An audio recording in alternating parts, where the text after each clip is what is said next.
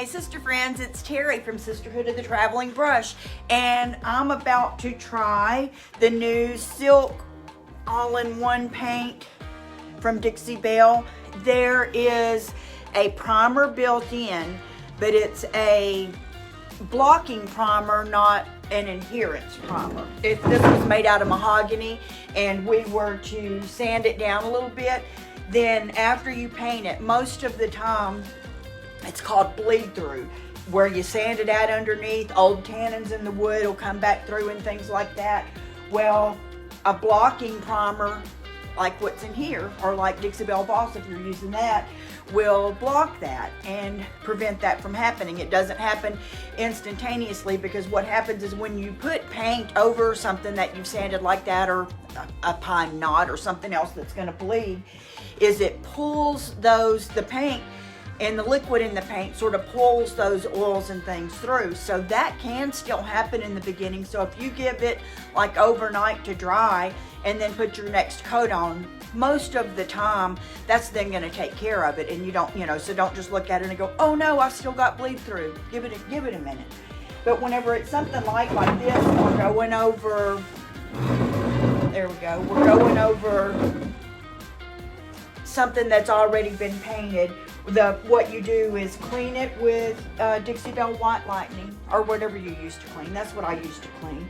This wasn't as dirty as it looks, but it was dirty somewhat. This one already has, a little bit of a textured surface, so that's going to be fine. Then the paint's in here, of course, and it's water-based mineral paint with an acrylic base in it as well. You need to use what's called a synthetic bristle brush, not the natural bristle brushes, of which I don't have one laying here, but I grabbed, this is one of my favorites. This is a Paint Pixie Create number 10. So you want a synthetic bristle brush because it's gonna give you a smoother finish, which is what this paint is gonna be famous for. So synthetic bristle brush and a dry brush. I know if you've watched me for very long, you know I have my bucket of water over there because I can't control myself from having it.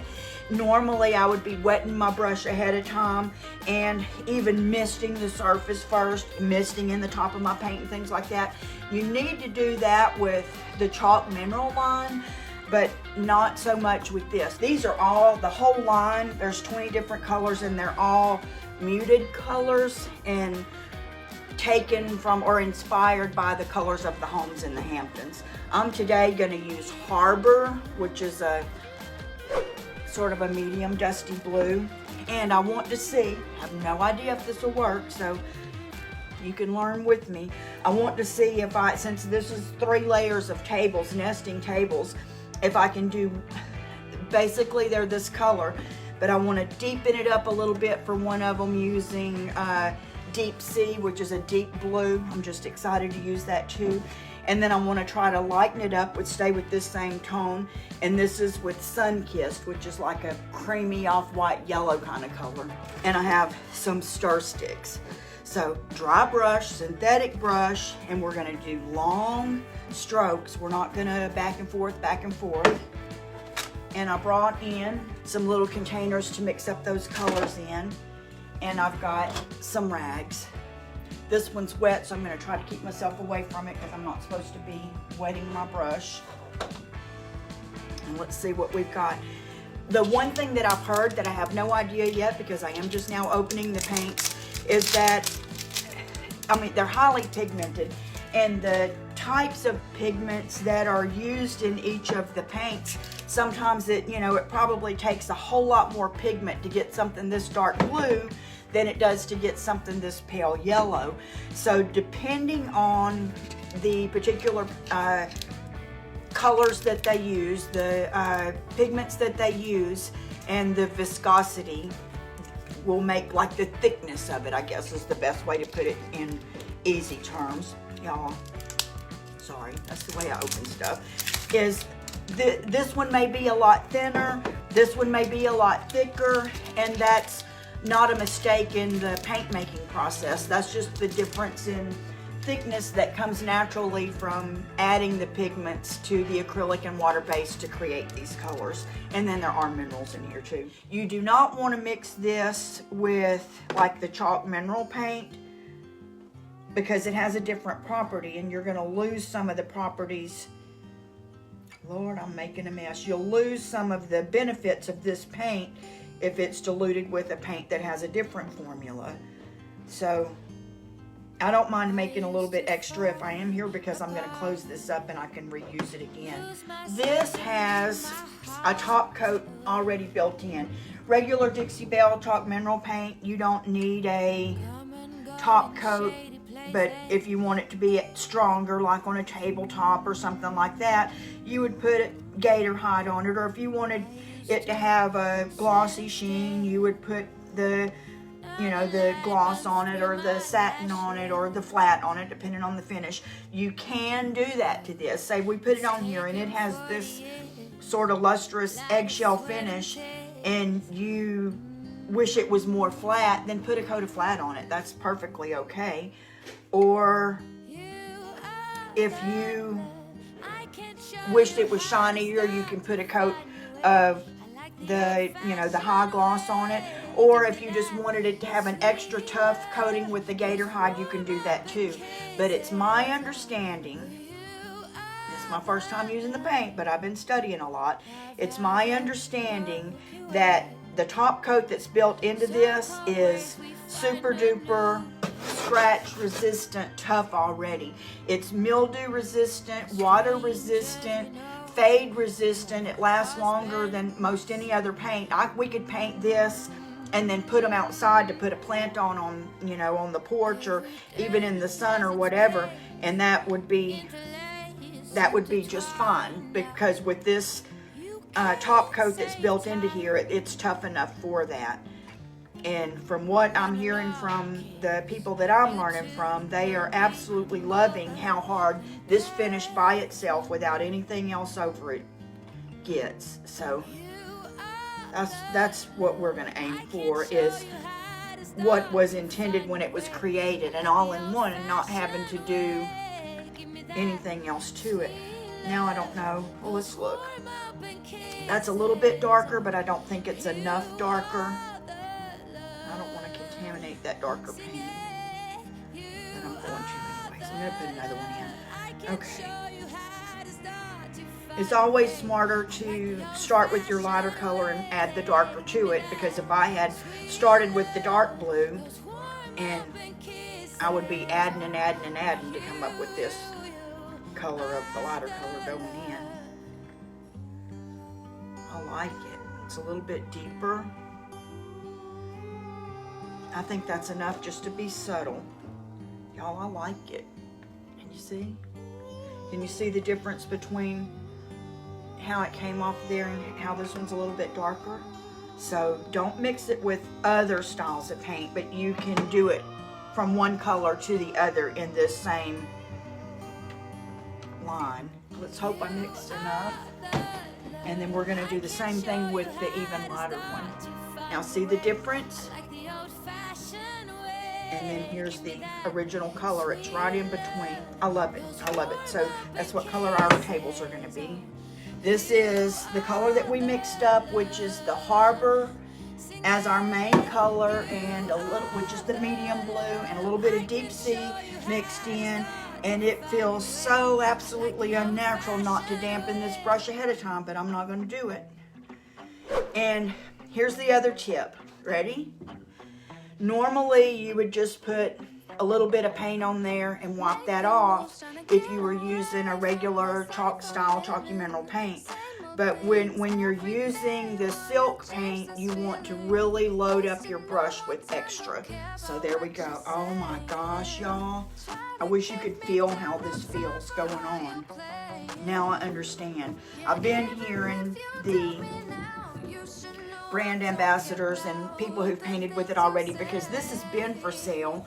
It's been on the market in Australia and New Zealand, and then in the UK for like a year.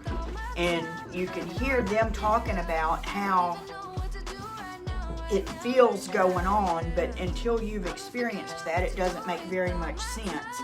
Now, you're not wanting to overwork it a lot. I'm obviously working it more than I should because I'm jacking my jaws here, but it feels, I don't even know how to describe it.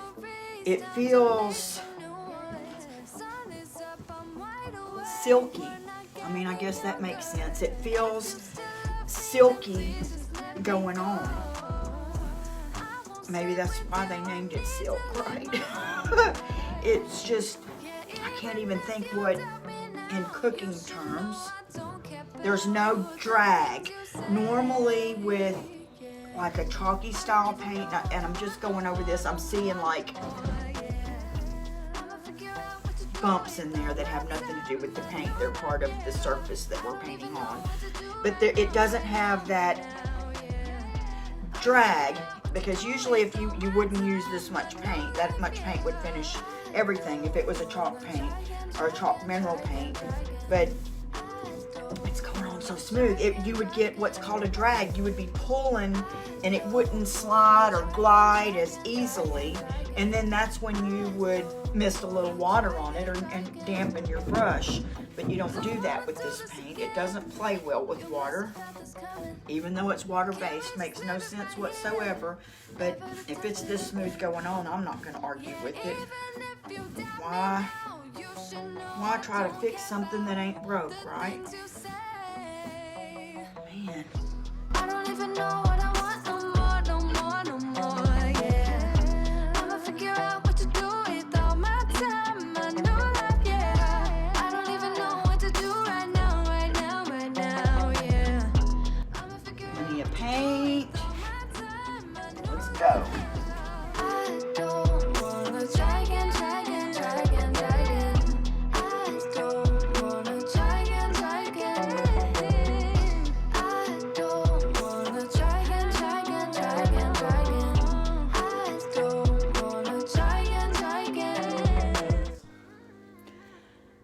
Apparently I didn't mix that up as good as I thought I did. Here it's mixed up, but I didn't get the edges, so I'm going to stir that some more. There we go. You know what I'm going to do? I'm going to turn it upside down and do the legs first, and I'm going to put this over my blue jeans.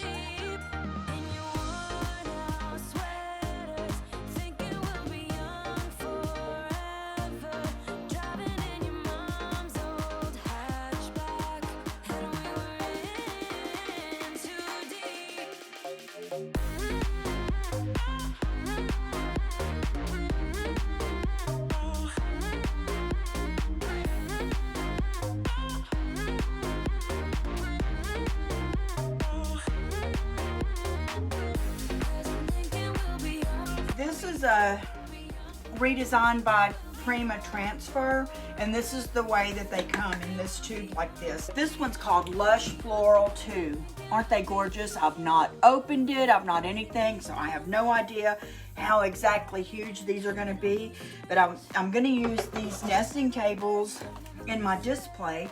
So I'm like, well, I'll put the new silk on them. I'm going to put some mousse and some gilding wax on them.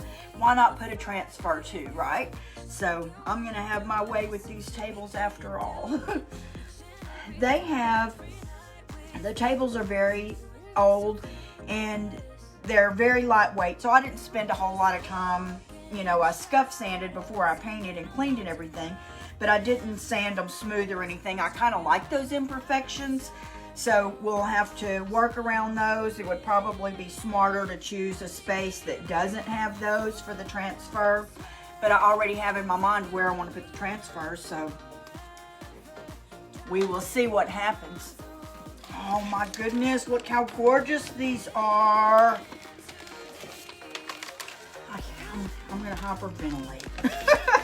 You know purple's my favorite color, right? These are absolutely gorgeous. Okay, we have 3 sizes of tables here. So we're gonna choose a large flower, a medium flower, and at least one smaller flower. We may put some greenery on it too, but I wanted to do this whole selection process and everything with y'all. That's why I didn't do it ahead of time. You know, we're supposed to have everything down pat exactly how it's supposed to be before we do a live video when we want to be professional. But, you know, I kind of would rather show reality than professionalism. There's plenty of professionals out there. This is new to Prima, putting the pattern on here of the grid for where you want to put things, and these are perfect sized for most drawers. So if you were doing the front of a dresser, they already come ready for that. What if we use this red rose? Looks like a rose. This is just 3 different shades right here. Maybe I'll just start with the ones on that first page and then come back. If I decide to add more flowers to one, I can come back to the other ones and use them. You could use this grid to measure out everything you want. What I'm gonna do is, because that part isn't important to me right now, if I was doing several drawer fronts and things like that, that would be, the grid would be very important right now. So you see, I'm just cutting them out. I'm just cutting out the piece I want. That's what makes this so easy to handle. So I'm gonna want a little bit of my petals to come over the edge, not a lot, and my face to be going in a little bit. So I think we got it. We're fixing to be stuck with it right now because I'm fixing to lay it on here. Okay, see, here's how you pull the backing off. Now I'm being very careful not to let it fold in on itself. Down she goes. Now I gotta get in these creases. Of course, you know, this isn't as simple as it would have been if I would have put the whole piece on the flat surface, of course, but who wants to take the easy way out, huh? Can we stay here forever? Forever. Forever. Forever. It's gonna allow me to go over this edge. Give this paper a little bit of give. This is where it's rough. Remember, that's probably not the ideal situation, but that's the situation I'm dealing with on this piece. So I'm gonna live with it. Make it work. Come on, here we go. Slowly but surely. And so we're looking like none is trying to pull up. If it is, you just lay it back down and scrape at it a little bit more. It'll probably be a little bit less than I'd like it to be around these edges because I can't get in there really good with the paper and the stick right now.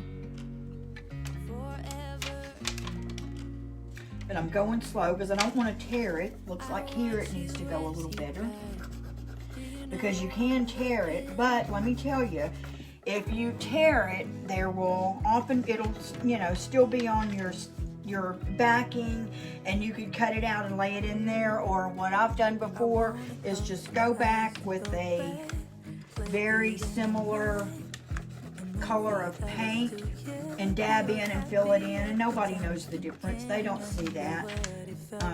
You know, we're kind of harder on ourselves about perfection than anybody else would be with this. Anything you do, they don't know it wasn't on purpose.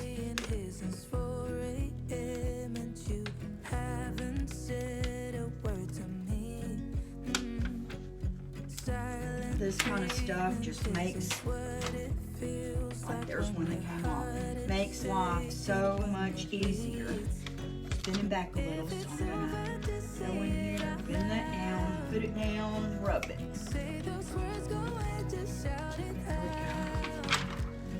Woohoo! Isn't that pretty?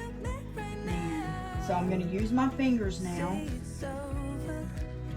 And I'm gonna burnish these edges, rub them in, make sure there's no air bubbles or anything. There may be some cracks. There is one right here that's going to come up because of this having a little edge on it like that. And that's something that you can leave and make it look aged, or you can dab in with a little bit of paint and nobody will see it. What I kind of like to do, and I don't have one here and I'm not ready to do it yet anyways, but what I like to do is take a very fine grit sandpaper, like a 220 or 300 or something like that if you can find it, and just sort of buff over it with that and let it have more of an aged look. I love that with the transfers. Pull off the backing, decide where you want it, then pull off the backing,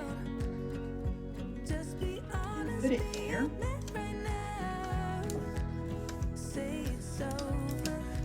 Rub it in. Rub it in, rub it in. Rub it in, rub it in. It's easy. I'm putting a bit of pressure on here, but it, I'm not like elbow grease killing myself on it or anything. I just want to make sure it goes down good.